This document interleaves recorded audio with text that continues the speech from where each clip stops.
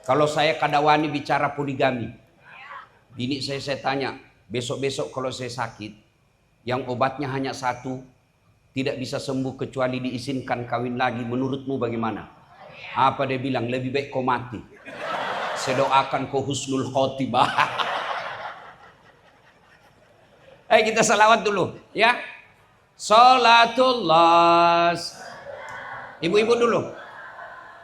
Ala toha rasul.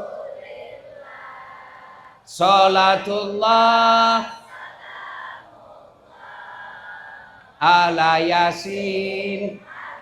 Masya Allah. Ibu yang di sini yakin lebih banyak pahalanya ibu daripada yang di belakang. Sudah kena hujan, salawat bareng-bareng. Di belakang tidak ada saya dengar.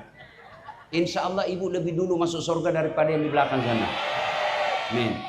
Tidak usah juga ibu keluar ke sini berhujan-hujan. Yang lelakian lagi. Ibu-ibu perempuan diam dulu. Kita lelaki lagi. Yuk. Salatullah.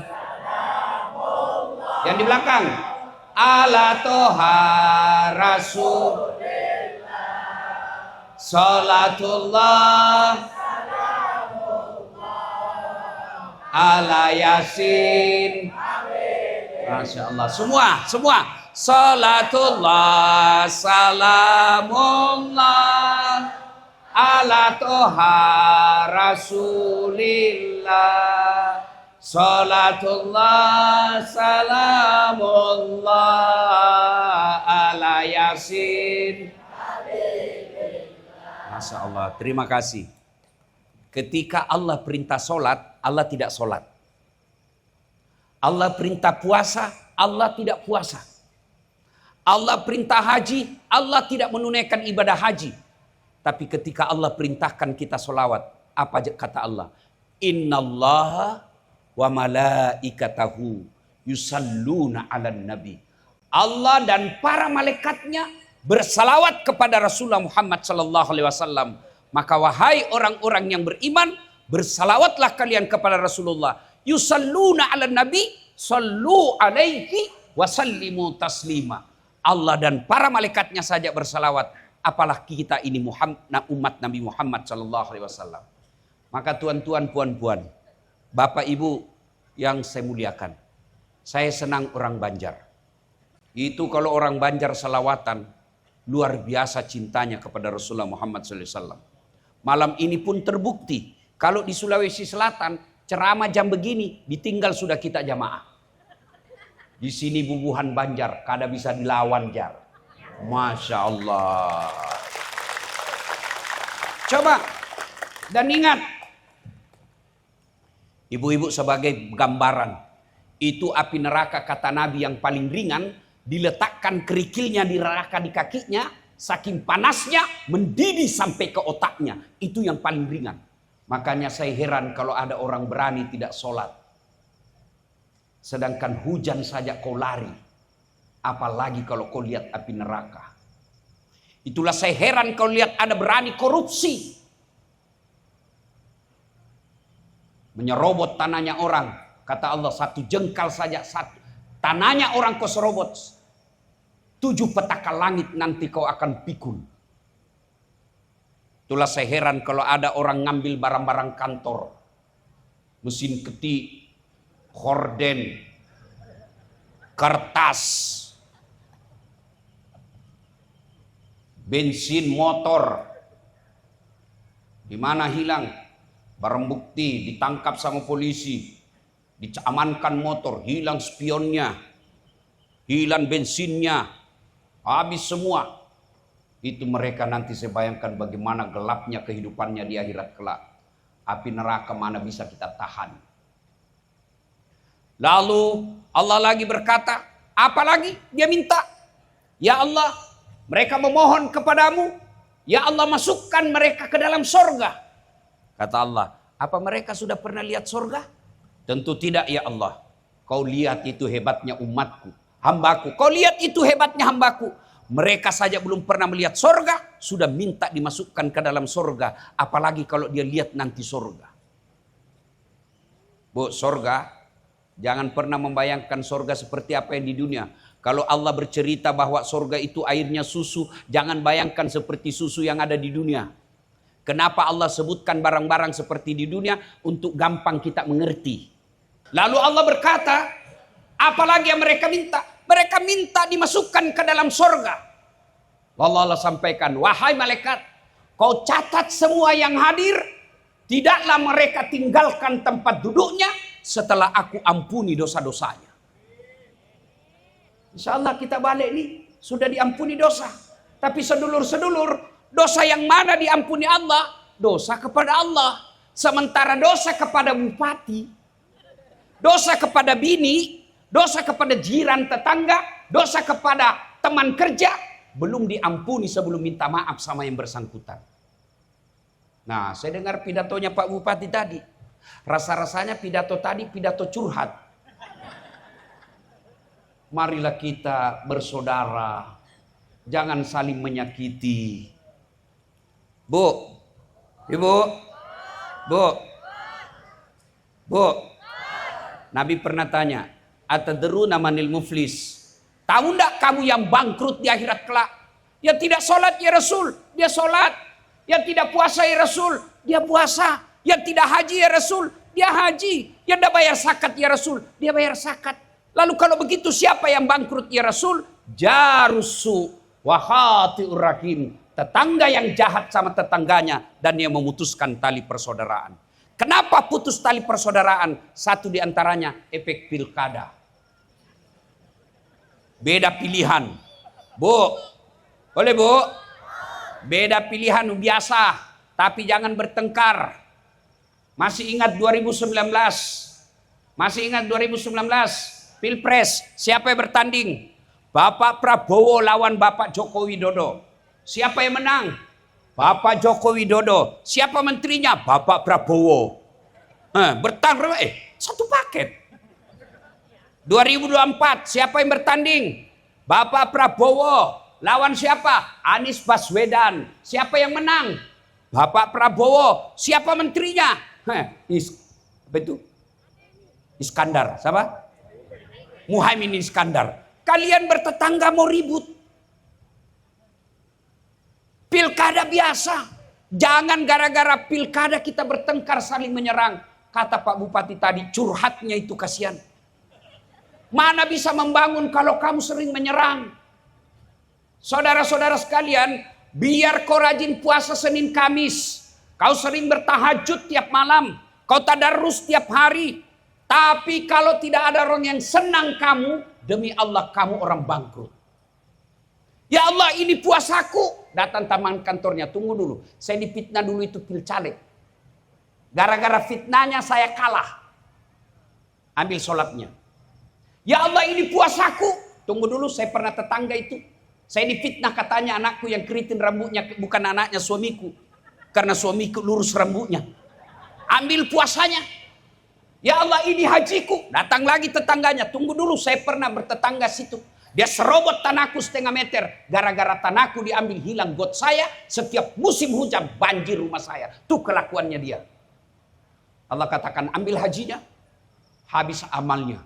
Puasanya habis, sholatnya habis, hajinya habis, zakatnya habis. Masih ada yang datang. Saya juga pernah difitnah di medsos. Dia bully saya di medsos. Saya malu satu kampung menghina saya. Saya tinggalkan kampung halamanku gara-gara kelakuannya. Lalu dia berkata, ya Allah, bagaimana lagi, sudah habis amalku ini? Allah katakan, tidak ada kebatilan yang tidak ada balasannya. Ambil dosanya orang yang pernah kau sakiti. Maka sedulur-sedulur, pian sabarataan. Apa kata Nabi? Khairun nas anfa'uhum linnas. Sebaik-baik manusia di antara kalian yang paling banyak manfaatnya buat orang lain. Kalau kamu tidak bisa sedekah dengan duit, sedekahlah dengan akhlak baik. Kalau kamu tidak bisa sedekah orang, jangan kau sakiti hatinya. Kalau kau tidak setuju dengan pemimpinmu, bukan dengan mempermalukannya, tapi kau datang baik-baik.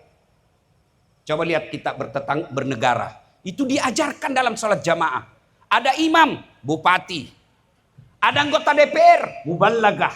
Ketika imam di belakang imam sebelah kanan, ada yang berteriak. Ketika imam kata, Allahu Akbar. Ada kan di belakang, Allahu Akbar. Ada kan ibu?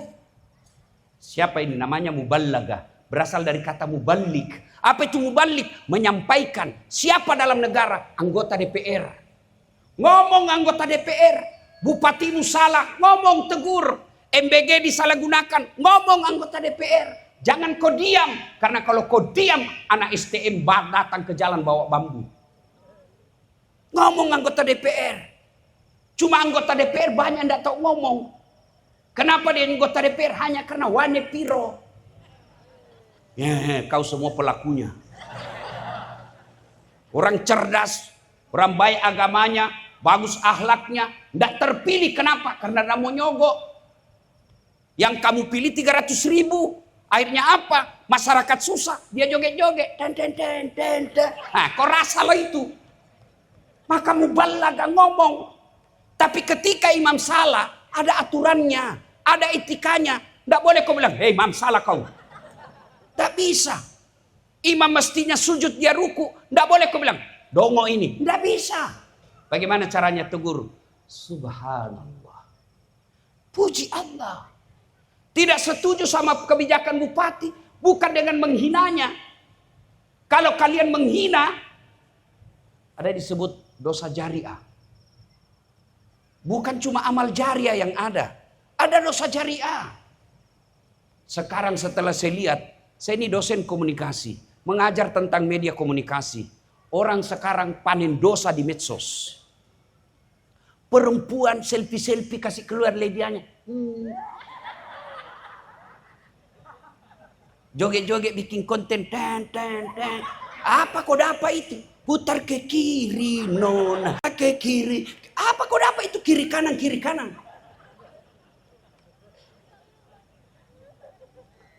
Ada laki-laki jogetnya sudah calabai. Laki-laki sudah hancur-hancur saya lihat ini. Itulah buka itu Quran surah Yasin. Tangan kita nanti akan dimintai tanggung jawabnya. Mata kita akan ditanya. Kaki kita akan ditanya. Jari-jarimu akan ditanya dengan menggunakan medsosmu. Kau sebarkan konten-konten porno. Kau sebarkan fitnah. Hanya karena beda yang kau pilih. Bukan Pak Bupati yang sekarang kau pilih. Lalu kau sebarkan berita-berita bohong. Selama berita itu beredar. Selama itu kau panen dosa. Benar sekalipun itu berita. Tidak boleh disebarkan kalau itu mengandung kemungkaran. Kehancuran. Itulah sebabnya kita dalam Islam ada disebut. Likulli makam makal. Wa likulli makal makam. Setiap ucapan ada tempatnya. Dan setiap tempat ada ucapan yang cocok untuk itu. Maka ibu-ibu hati-hati ya. Jangan gampang. Curhat di medsos. Pergi suaminya 2 minggu. Di mana di kau? Kesepian banget, pret. Ibu-ibu sekarang banyak cerai gara-gara curhat di medsos. Mereka berdoa tapi berdoanya di medsos. Ya Allah lindungi suamiku. Sibuknya itu Tuhan mau baca Facebookmu. Dah Bapak Ibu saudara-saudara sekalian. Maknanya curhatan Pak Bupati tadi. Wa'tasimu bihablillahi jami'a wa la tafarraqu. Berpegang teguhlah engkau kepada tali persaudaraan agama Allah dan janganlah engkau bercerai-berai. Kepada para alim ulama, dakwalah seperti Guru Udin kita tadi. Masya Allah, saya terpesona. Saya bilang beginilah Rasulullah, sehingga gampang orang terpesona dengan Islam. Ada juga penceramah neraka saja terus dicerita. Dari pertama sampai terakhir neraka saja terus. Kayak dia saja panitia hari kiamat. Hei, kok dibanting, dilipat, ditusuk, dipak. Dia bilang anak muda, ndak usah kopi masjid ya bikin takut-takut itu Ustaz. Ada juga yang begitu. Itu Islam. Bapak Ibu saudara-saudara sekalian, gunakan media sosial kita, jangan memecah belah. Nabi katakan innamal mu'minuna ikhwah. Umatku itu seperti badan ini. Coba lihat badan kita Pak. Tangan kanan gatal tanpa disuruh kiri yang garuk. Tangan kiri yang gatal tanpa diundang kanan yang garuk. Gatal dua-duanya kerjasama. Jangan ketawa, saya suruh sini. Ayo. Anak muda jalan-jalan tengah malam. Mau pergi rumahnya ceweknya. Tahan tuh kaki. Kaki tahan tuh, otomatis semua tubuh bergerak dan ikut merasakan sakit. Apa yang pertama bereaksi? Mulut. Aduh, window pedina. Bugis. Mulut, kaki yang tahan tuh, mulut yang bereaksi. Yang berikutnya apa? Mata mencari. Yang berikutnya mulut meniup. Yang berikutnya tangan mengusap. Padahal kaki yang bermasalah. Tidak ada orang tahan tuh kakinya. Rasa kau pergi jalan. Begitu kita mestinya di hulu Sungai Selatan. Satu sakit yang lain ikut merasakan. Ada yang menyerang bupati, masyarakat berkata, jangan kau ganggu pemimpin kami. Kalau kau ganggu kami masyarakat hulu Sungai Selatan yang kau hadapi. Itu yang namanya Islam. Datang pengusaha sawit, datang pengusaha batubara, datang pengusaha apa saja mau merusak alam kita. Sampaikan ke Pak Bupati, larang mereka Pak Bupati. Kalau tidak kami rakyat yang akan menghadapi mereka. Itu yang disebut Islam. Bersatu.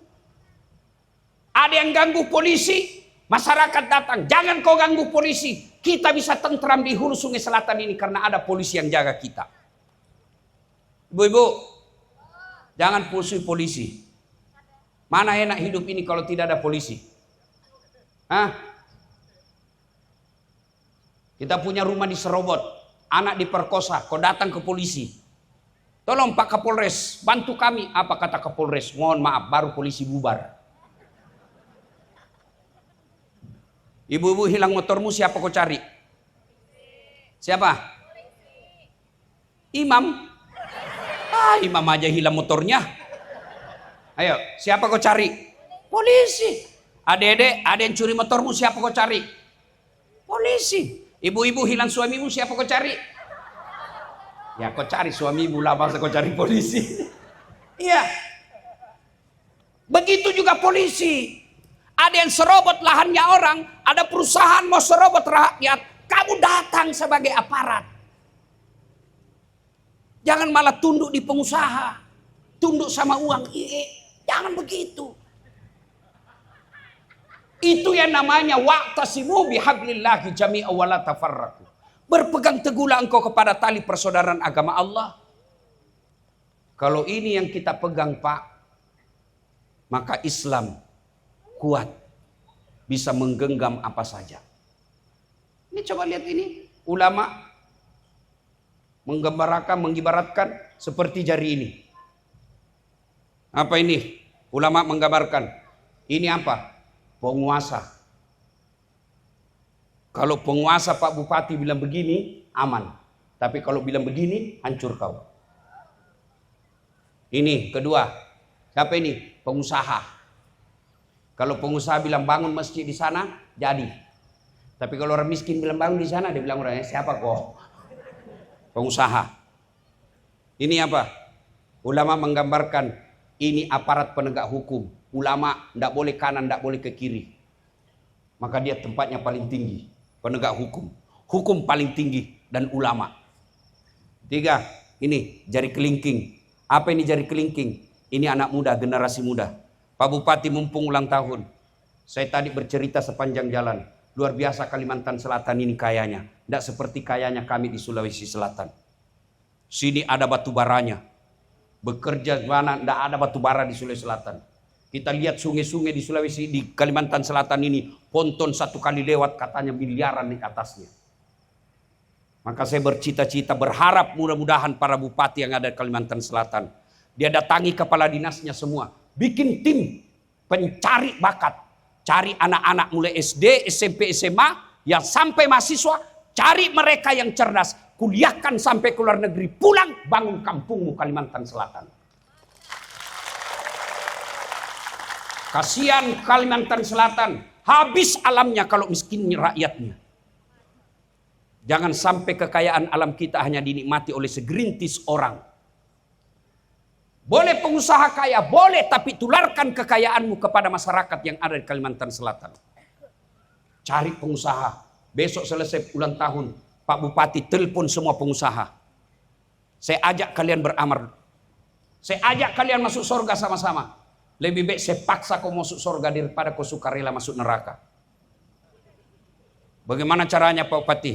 Kau cari anak-anak orang pintar. Tidak mungkin tidak ada orang pintar di Kalimantan ini. Tidak mungkin tidak ada anak-anak pintar di hulu sungai selatan ini. Pasti banyak anak pintar. Apakah dia pintar agama? Apakah dia pintar fisika? Apakah dia pintar kimia? Apakah dia pintar media sosial? Sekolahkan mereka sampai di mana? Yang penting bikin surat perjanjian. Pulang bangun kampung. Kalau ini terjadi, maka akan wujud janji Allah. Walau anna ahlal qura amanu wattaqau lafatahna alaihim barakati minas sama'i wal ard.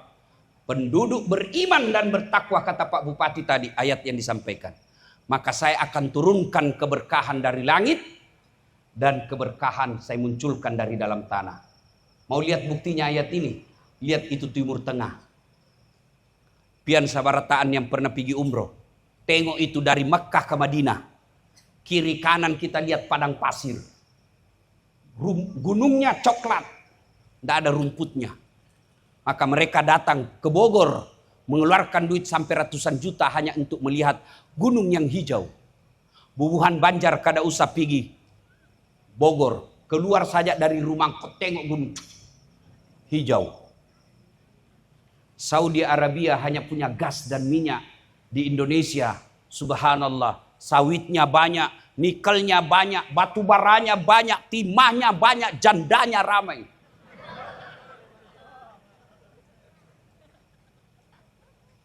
Tapi sampai dekat ini tidak ada orang Saudi Arabia datang ke Banjarmasin menjadi tenaga kerja. Kenapa? Penduduknya mereka beriman dan bertakwa kepada Allah. Kalau ada mencuri, dipotong tangannya. Di Indonesia ada mencuri, dipotong masa tahanannya.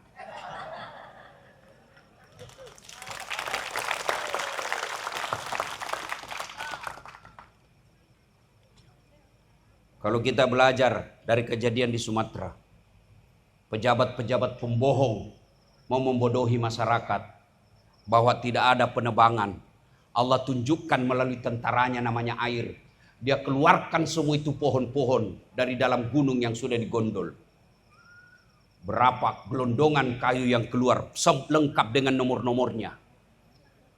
Tidak mungkin itu gara-gara cuaca, itu gara ulah tangan-tangan manusia. Maka Allah turunkan bencana.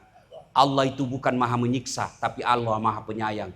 Allah itu bukan maha penganiaya, tapi Allah maha rahim. Tidak mungkin Allah serta-merta turunkan bencana, kecuali diundang. Apa yang mengundang bencana? Menurut Al-Quran surah Al-Baqarah ayat 61. Wa yakfuruna bi ayatillah. Mereka kufur terhadap ayat-ayat Allah. Saya kasih kau sawit, saya kasih kau batu bara, saya kasih kau timah, saya kasih kau alam yang baik, saya kasih kau iklim yang bagus. Orang Jepang tidak mungkin bikin hidup kalau tidak beli baju 1 tahun. Lain bajunya musim dingin, lain musim panas, lain musim salju, lain musim semi. Indonesia 1 baju 1 tahun bisa kau pakai. Allah kasih itu, nikmat Allah.